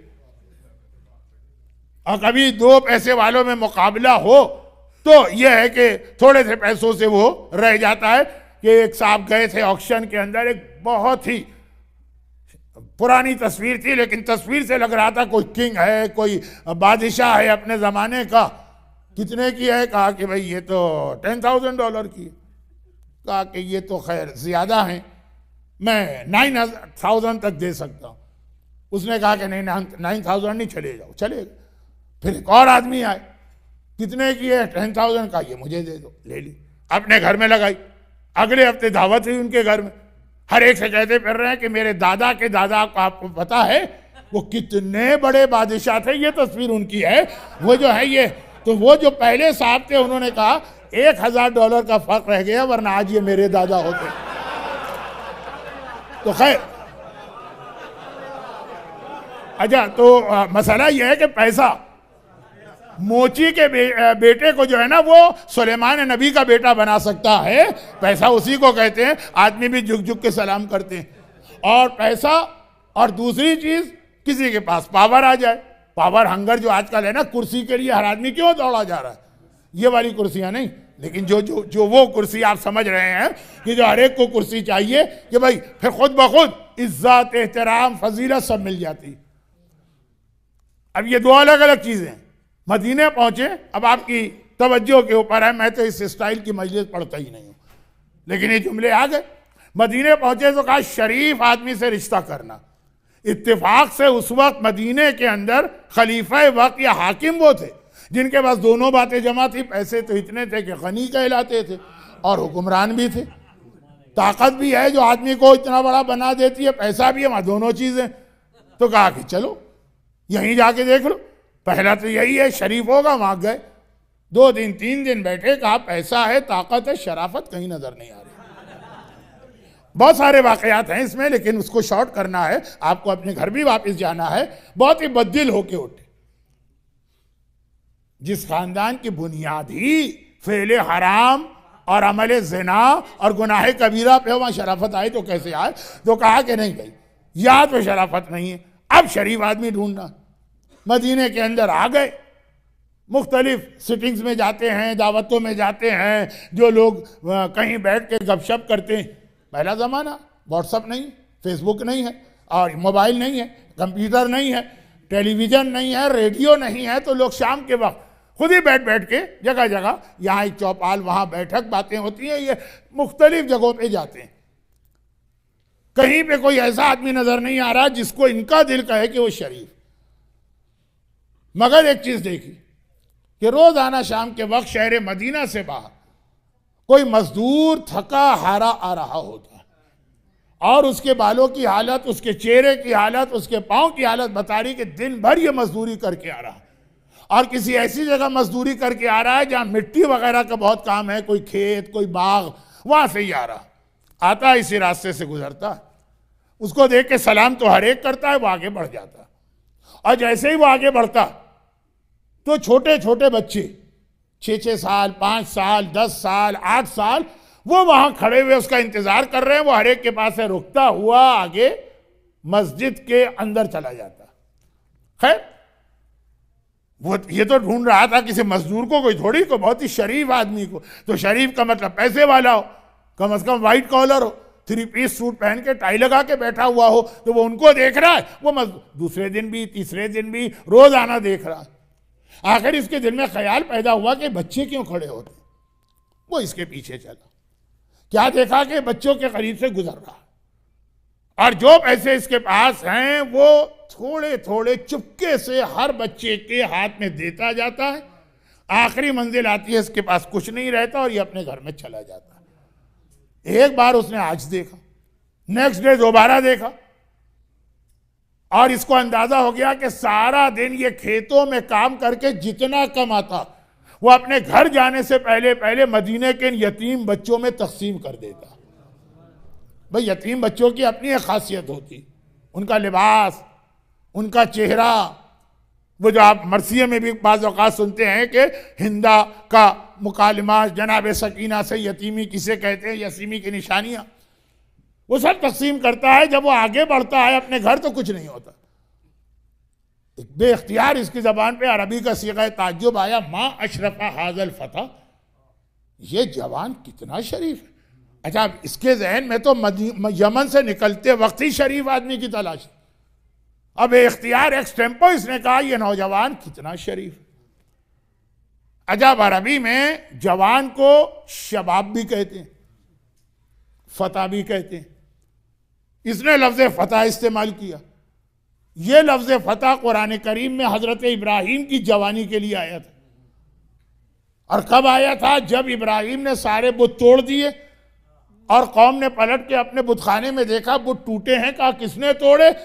तो लोगों ने कहा एक जवान है, शबाब नहीं, का एक फता है जो बुतों को तोड़ के गया। पता चला कुरान में फता उस जवान को कहते हैं जो बुत शिकनी किया करता है। तो अगर इब्राहिम ने अपनी कौम के बुत तोड़े तो अली ने खाने काबा में 360 बुतों का खात्मा किया। यही इसके बाद वाले जुमले पे मैं नारा चाहता था, उस वक्त भी लगा दीजिएगा। तो शबाब नहीं का, शबाब हर नौजवान का नाम, फता उस नौजवान का नाम है जो जवानी में बुशिकनी करता है। या वो इब्राहिम कुरान में आए या अली इस मक्के के अंदर आए, यही वजह है कि इसने भी अली को देख कर कहा माशरफ हाजल फता, फता ये जवान। और इसको तो छोड़ो, जिब्राइल भी अगर अली का कसीदा पढ़ने आए तो जवान नहीं का, ला फता इल्ला अली, ला सैफ इल्ला जुल्फकार।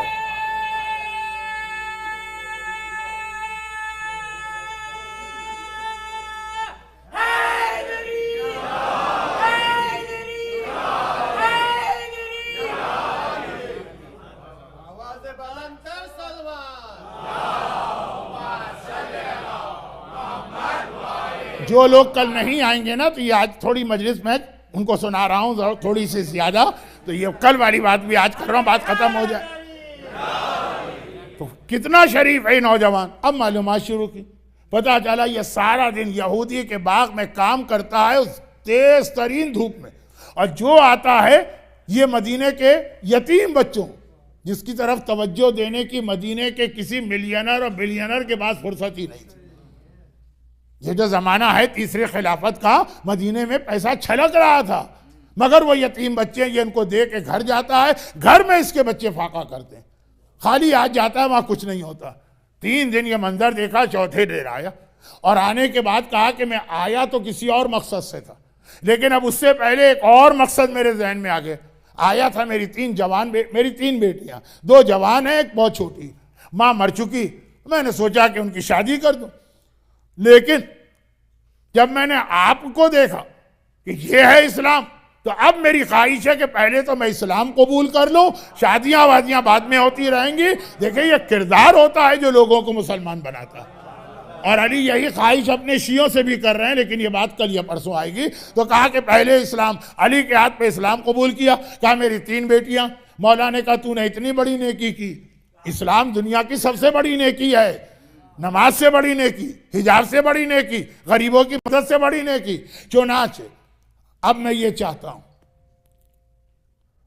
कि जो तेरी बेटियों का मसला है वो अपने खानदान से तेरे खानदान को मिला के हल करो। पूछा क्या मतलब? कहा तेरी बड़ी बेटी कितने साल की है? उसने एज बताई, माहिया। कहा कि मैं उससे शादी करता हूं। दूसरी बेटी सलमा, वो एज काफी कम थी। कहा ये मेरे बेटे हसन ने मुश्तबा से मैच करती। तीसरी बेटी वो तो अभी 4 या 5 साल की है। कहा ये शादी के काबिल नहीं। तो उसने कहा कि मैं अपनी बेटियों की शादी करके छोटी बेटी को कहां ले जाऊं? कहीं ना ले जाऊं, वो अपनी बहनों के साथ रहेगी, वो हमारे घर में रहेगी, वो हमारे खानदान का जुज है। अब तेरी जिम्मेदारी खत्म है, अब ये जिम्मेदारी अली के कंधों पे आ गई है। और फिर पहली शादी, पहली बेटी की शादी अली से हुई। दूसरी बेटी की शादी इमाम हसन से इस तरह हुई कि जनाब कासिम उन्हीं से पैदा हुआ। अच्छा एक बात और याद रखिए, टाइम नहीं है इसलिए मैं तफसील में आज नहीं जा रहा हूं, कल परसों जाऊंगा जब टाइम भी होगा और मजमा भी नहीं होगा। और वो ये है कि अरब में एक आम तरीका जो हमारे आज भी है, हमारे आज भी, और वो ये है कि बच्चियों के और औरतों के कई कई नाम रखे जाते हैं। अहले बैत के खानदान में आपको बहुत मिलेगा। इमाम की वालिदा का नाम क्या है? तकरीबन हर इमाम में एक किताब में कुछ लिखा, एक में कुछ लिखा, एक में कुछ लिखा। लोग कंफ्यूज होते हैं। लेकिन अगर अरब का उनके जहन में कल्चर हो तो वहां एक बच्ची, हमारे यहाँ बच्ची का एक नाम पैदा होते हैं वालिदैन अपनी पसंद से रखते हैं, एक नाम फिर वो जो अदद के एतबार से निकाला जाता, और एक नाम पुकारने का रखा जाता। 3-4 नाम होते हैं। ये अरब में बहुत पहले से। चुनाचे इन सलमा का नाम रमला भी है कुछ किताबों में, नजमा भी है कुछ किताबों में, सब एक ही के नाम। और उम्मे फरवा भी है कहलाई, और ये कासिम की मां। लेकिन वो जो छोटी बच्ची 4 साल की थी, अब वो 16-17 साल की हो रही, मगर मौला की शहादत हो चुकी। 9 साल बाद आका हसन की शहादत हो चुकी, लेकिन बड़ी बहनें जिंदा है ना। चुनाचे इसके बाद सलामा, जिनका असली नाम है, उनका रिश्ता आका हुसैन से होता है, और इस घर में आके वो उम्मे रबाब कहलाती है। उम्मे रबाब हुसैन के घर में आई। बहुत सारी बातें मैंने आज ऐसी कर दी जो मुझे नहीं करना चाहिए थी, ताकि उम्मे रबाब और सकीना का जिक्र ज्यादा होता। लेकिन खैर अब तो जो हो गया सो हो गया। और फिर परवरदिगार ने इस घर में आने के बाद उन्हें 2 तोहफे अता किए। एक का नाम सकीना है जो बेटी पहले पैदा हुई, और एक का नाम अली असगर जो बिल्कुल करबला जाने से 2 वीक पहले एक बच्चा पैदा हुआ।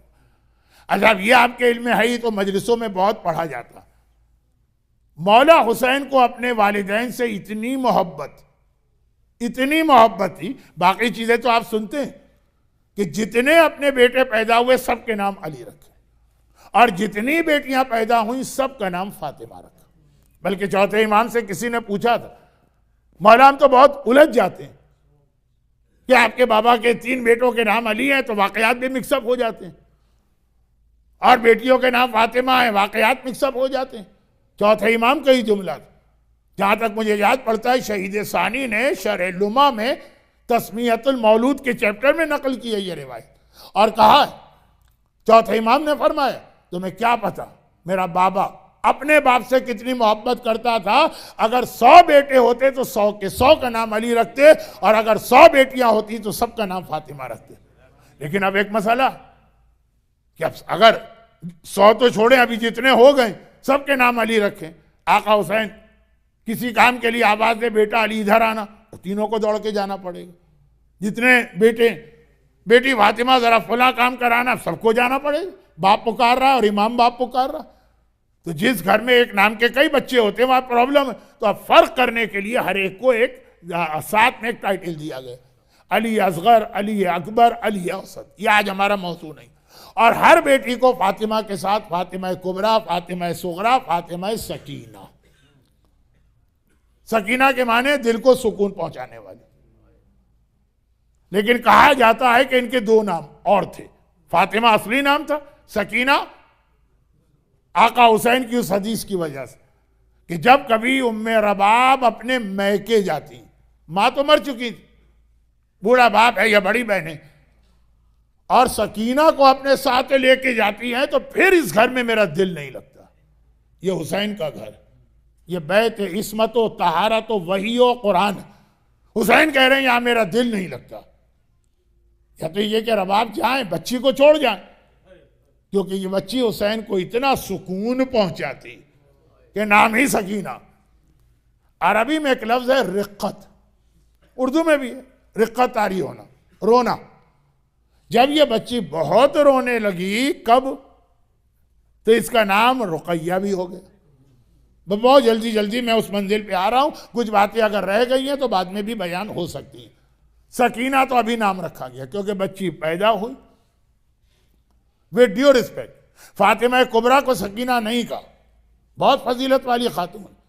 फातिमा सुगरा को सकीना नहीं कहा, इस बच्ची को सकीना कहा। कुछ इतना, ये बच्ची हुसैन के दिल के सुकून का सबब बनी। ये जुमला छोटा नहीं।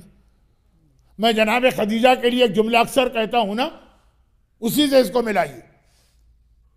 कुरान करीम कहता है कि जो तुम्हारे लाइफ पार्टनर, अल्लाह ने उनको पैदा किया, वह मिन आयात इन खलक़लकुम मिन अनफुसिकुम अज़वाजन लितस्कुनु इलैहा, ताकि वो तुम्हें सुकून पहुंचाए। तो अक्सर एक जुमला कहता हूं, रसूलुल्लाह रहमतुल लिल आलमीन है, वो सारी कायनात को सुकून पहुंचाते हैं, और खदीजा उसका नाम है जो सुकून पहुंचाने वाले रसूल को सुकून पहुंचाते हैं। हुसैन सारी कायनात के लिए सुकून का बाइस। हुसैन का नाम ही जख्मी दिल के लिए मरहम है, मगर सकीना वो है जो हुसैन जैसे सुकून पहुंचाने वाले के लिए इतना सुकून लाई कि टाइटल ही पड़ गया सकीना। और फिर तो अली असगर, लेकिन वो तो आज के मौजूद से हटकर। जब अहले बैत की बच्चियां कैद होकर जिंदान शाम पहुंची, आप खुद देख रहे हैं कि मुझे एकदम से जंप लगाना पड़ी, लेकिन गलती मेरी थी। शुरू में मैंने कुछ ज्यादा बयान मौजू से हटके कर दिया, अब तो जो हो गया सो हो गया। अब वहां शाम के लोग जो हैं, उनको खानदान अहले बैत की हर बीबी का नाम नहीं पता। कैसे पता हो? ये लोग यहां रहते तो नहीं, कैदी बन के आए, कैद खाने में पहुंचा दिए गए, तो अब इनको नाम नहीं पता। पहचान के लिए उन्होंने मुख्तलिफ तरीके इख्तियार किए। भाई जैनब तो ठीक, क्योंकि जैनब की आवाज सुनी, जैनब का खुतबा सुना, जैनब का लहजा सुना, अली याद आ गया कि ये तो अली की बेटी। अब ये जो छोटी बच्ची है, नाम फातिमा है, प्यार से सकीना कहता है बाबा, लेकिन शाम वालों को तो नहीं पता, खास तौर पर इसलिए कि इस छोटे से कैदियों के काफिले में फातिमा नाम की तो कई बच्चियां, उनको सिर्फ एक चीज पता है, ये बच्ची रोती बहुत है, पूरी पूरी रात रोती रहती। तो इन्होंने नाम ही इसका रख दिया रुकैया। जब तस्करा करते हैं ना, वो रोने वाली, वो रोने वाली, उर्दू में हम इसी तरह कहेंगे अगर नाम किसी का नहीं पता हो। चुनांचे बाज़ उलमा यही जवाब देते हैं कि जिंदान शाम की जो कब्र है उस पर रुकैया का नाम क्यों लिखा, या वहां के लोग, अरब लोग रुकैया क्यों कहते हैं। वहां के लोगों ने तो रुकैया ही कहा, इतना ज्यादा इसका रोना सुना। ये बच्ची, एक छोटा सा वाकया तो जरूर पढ़ूंगा, बहुत छोटा, बहुत छोटा। अहले सुन्नत के एक बड़े मशहूर मिस्री आलिम है मोहम्मद अब्दुहू, 100 साल पहले के हैं मोहम्मद अब्दुहू, अहले सुन्नत के एक आलिम है, मिस्र के रहने वाले। इन्होंने किताब लिखी है फजाइलो बनातिल हुसैन, हुसैन की बेटियों के फजाइल। उसमें जनाब सकीना के हालात में एक मुख्तसर वाकया लिखा, जिंदान शाम का वाकया, यानी मैं मसाइब पे आ चुका हूं, और वो ये वाकया लिखा। मौला के पास वो जो जनाब सकीना के नाना आए थे अमरुल कैस, वो जो वाकया मैंने तफसील से पढ़ा, उसको इससे मिलाना था। काश मैं थोड़ा सा न बहका होता तो बहुत ही ज्यादा आप हजरात को इन वाकयात के अंदर भी एक लुत्फ और एक ताजगी लगती, लेकिन अब तो जल्दी जल्दी। एक वाकया लिखा, जिंदान शाम में अहले बैत अतार को जो ग़िज़ा मिलती है वो कितनी कम होती है। फातेह खैबर हैदर कर्रार की बेटी ज़ैनब, जो शाम गरीबा भी सारी रात उस बुढ़ापे में भरे घर का पहरा देती रही और घूमती रही, जिंदान शाम में इतनी कमजोर थी कि नमाज शब बैठ के पढ़ती। और जवाब यह है कि आने वाली ग़िज़ा इतना कम होती है कि मैं अपना हिस्सा भी बच्चों को दे देती हूँ। लेकिन ज़ैनब का हिस्सा बच्चों को जाता है तो कम से कम बच्चों की तो भूख और प्यास मिट जाए। बच्चे भी इतने भूखे और प्यासे। फ़ज़ाइल व बनातिल हुसैन का एक छोटा सा वाक़या, बहुत छोटा सा।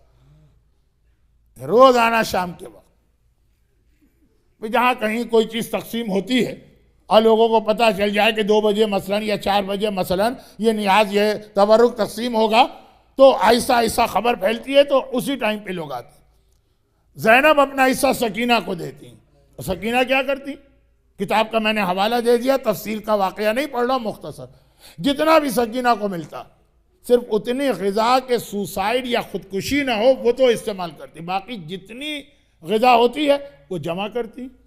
और रोज़ाना शाम के वक्त मुल्क शाम में शहर दमिश्क में जिंदान के दरवाजे पे पहुंचती हैं और जो शाम में यतीम बच्चे हैं अपने हिस्से की खुराक वो उस जालियों वाले दरवाजे से हाथ बढ़ाकर इन बच्चों को देती जाती है। एक दिन नहीं, जितने दिन सकीना जिंदा रही और इस कैद में रही।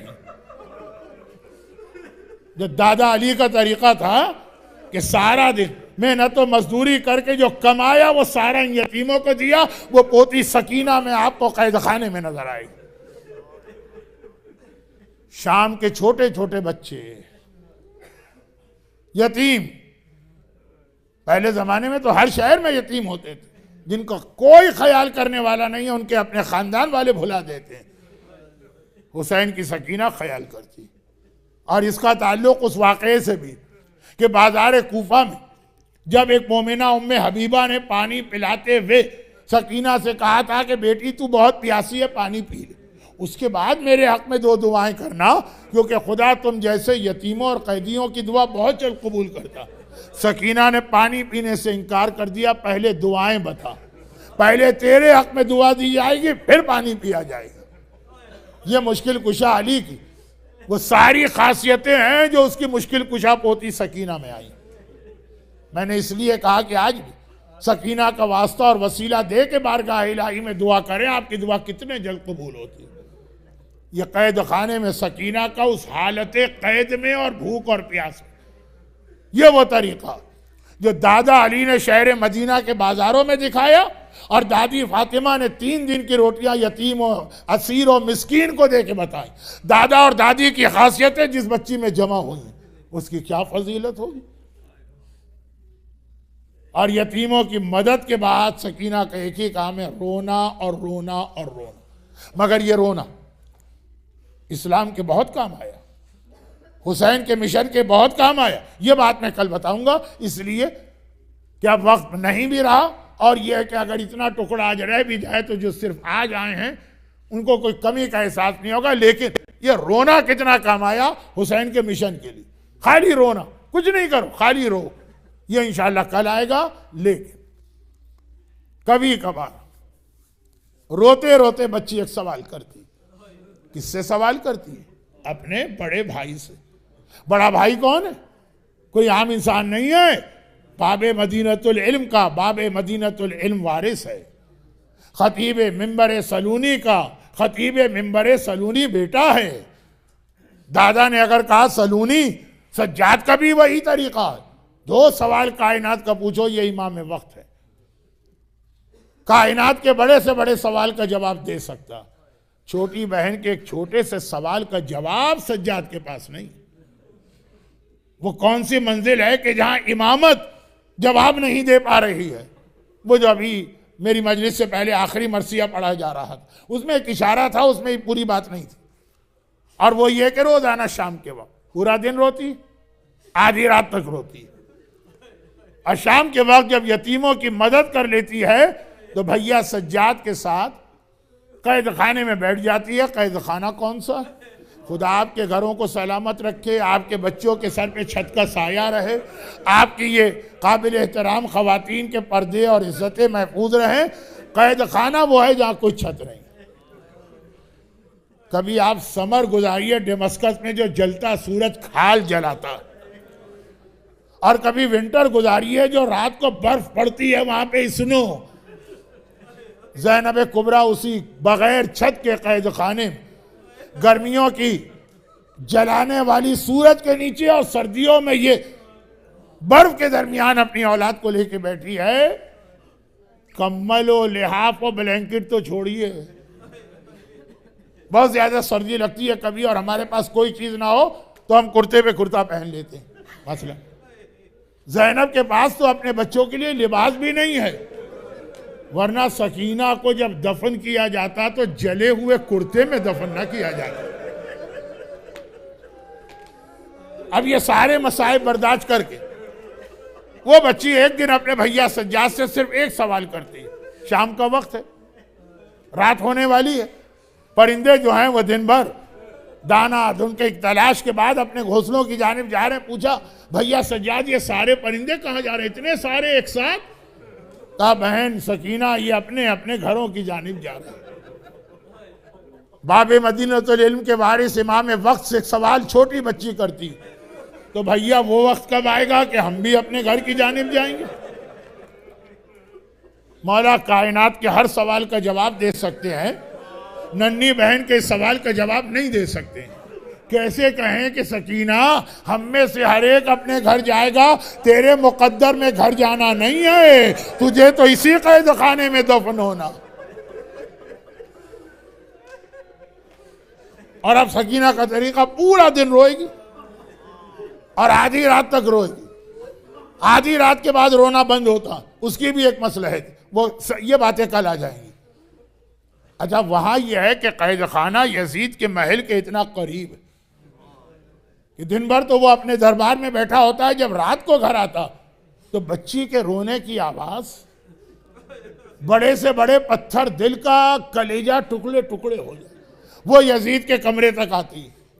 वो अपने बिस्तर पे लेट भी गया सोने के लिए, नींद नहीं आती, करवटें बदलता रहता है जब तक रोने की आवाज आ रही। आधी रात को जब सकीना को ज़ैनब सुला देती, बेटी अब लेट जा आराम कर थोड़ी देर, तब यजीद को भी नींद आती है, आवाज बंद हुई ना। फिर वो रात आ गई जिसकी वजह से आज हम शहादत सकीना का दिन मना रहे हैं कि सकीना पूरा दिन रोई, पूरी आधी रात तक रोई। आधी रात का वक्त आया, सकीना ने मातम बंद किया, ज़ैनब ने सकीना को लिटा दी। जब सकीना लेट जाती है, अलबत्ता रोज एक शिकवा जरूर करती है, फूफी अम्मा इतनी सख्त जमीन पे मुझे नींद नहीं आ रही, क्योंकि बाबा के नरम सीने पे सोई है सारी जिंदगी। बहरहाल ज़ैनब सुला देती हैं। जब सकीना जमीन को बिस्तर बना के लेट जाती तब सारी बीबियां सोती। जब तक सकीना जाग रही है कोई बीबी भी नहीं सोई। अब एक एक करके सारी बीबियां, लैला, फरवा, रबा, फिजा, कुबरा, जितनी बीबियां सब लेट गई। ज़ैनब भी लेट गई, आंख लग गई, यजीद की भी आंख लगी। एकदम सोते सोते सकीना चौंके उठ गई और एक बार दोबारा आज मातम शुरू कर दिया आधी रात के बाद। भाई इधर सकीना मातम शुरू किया, ज़ैनब तो ज़ैनब की तो पूरी नींद सकीना पे डिपेंड है, ज़ैनब की भी आंख खुल गई। सकीना बेटी इस वक्त दोबारा मातम? कहा फूफी अम्मा ये बताइए मेरा बाबा कहां चला गया? ज़ैनब ने कहा सकीना बेटी दिन भर तू ये सवाल करती है, अब तुझे जवाब देते हैं, तुझे पता है तेरा बाबा तो करबला में रह गया। कहा फूफी अम्मा मैं उसकी बात नहीं कर रही हूं, अभी अभी मैं लेटी थी और आंख लगी थी, मैंने ख्वाब में देखा मेरा बाबा आया और अकेला नहीं आया, मेरी दादी फातिमा ज़हरा को लेके आया। बाबा को देखते ही मैंने फरियाद की, बाबा आप मुझे अकेला छोड़ के चले गए। बाबा ने कहा सकीना बेटी हम तो तुम्हें लेने आए और देख तेरी दादी भी तुझे लेने आई। और आंख खुल गई सकीना की। कहा पोपी अम्मा अभी अभी मेरा बाबा आया था, मेरा बाबा कहाँ चला गए? भाई ज़ैनब के लिए इतना जुमला, हुसैन का कहना सकीना मैं तुझे लेने आया हूं। ज़ैनब समझ गई, जल्दी से आवाज दी, ऐ कुलसूम, ऐ रुकैया, ऐ रबाब, ऐ फरवा, ऐ लैला जरा नींद से बेदार हो जाओ, सुनो तो मेरी बच्ची क्या कह रही है। ऐसा लग रहा है मेरी सकीना मुझे छोड़ के जाने वाली। सारी बीवियां उठ गई, सकीना का ख्वाब सुना, एक मरतबा सबने मातम शुरू किया। ये आवाज तो यजीद के महल की दीवारों से टकराई। यजीद जो अभी लेटा था घबरा के उठ गए और एक मरतबा गुस्से के आलम में कहने लगा, क्या आज मुझे बाकी रात को भी नींद नहीं मिलेगी? ये बच्ची क्यों रो रही? जाओ और जाकर बच्ची को खामोश करो। गुलामों ने हाथ जोड़ लिए, कहा कि आए हाकिम, जो हुक्म कहोगे अमल करेंगे, इस पे कैसे अमल करें? जाओ खामोश करो। कैसे खामोश कराएं? कहा कि अगर खामोश कराने के लिए सख्ती करें, तमाचे लगाएं, कोड़े मारें, वो तो और ज्यादा फरियाद करती है, चचा अब्बास जरा आके मुझे इन जालिमों से बचा लो, ये मुझे कोड़े मार रहे, ये मुझे तमाचे मार रहे। कैसे खामोश कराएं? अब यजीद सर पकड़ के कहता है, तो क्या आज पूरी रात में जागूंगा? एक कनीज, वही जो औरत की बात है ना, औरत का दिल नर्म है, वो समझ जाती। एक कनीज आगे बढ़ी, कहा कि ऐ यजीद, एक तरीका मेरे जहन में, बच्ची बार बार कह रही है मेरा बाबा मेरा बाबा मेरा बाबा, उसके बाप का कटा सर तेरे खजाने में है ना, ये सर भिजवा दे, शायद इसको देख के बच्ची खामोश हो जाए। चुनांचे यजीद ने हुक्म दिया और वहां पे जिंदान शाम में खुदा आपको बार बार और बार बार और बार बार कैद खाने में ले जाए। एक मरतबा बच्ची मातम कर रही है, रोते रोते सकीना खड़ी हो गई और दरवाजे की जानिब जाने लगी। ज़ैनब ने जल्दी से रोका, सकीना बेटी कहाँ जा रही है? कहा कि पोपी अम्मा, दरवाजे से मुझे बाबा की खुशबू आ रही है, बाबा की खुशबू आ रही है। और कैद खाने का दरवाजा खोला, कुछ कनीज़ें एक तश्त लेके आई जिसपे कपड़ा पड़ा।